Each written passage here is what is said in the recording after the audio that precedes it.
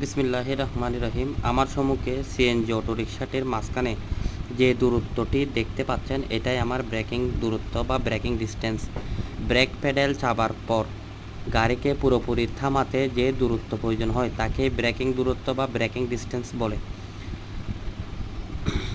উচ্চ গতির একটি গাড়িকে থামাতে প্রত্যাশার চেয়ে অনেক বেশি দূরত্ব লাগে। সম্মুখ গাড়ি আচমকা গতিরোধ ও দুর্ঘটনাজনিত ব্রেক করার কারণে আপনার গাড়িকে নিরাপদে থামানোর জন্য এই দূরত্ব রাখা আবশ্যক। সবাই এই দূরত্ব মেনটেন করে সড়কের মধ্যে গাড়ি চালাবেন।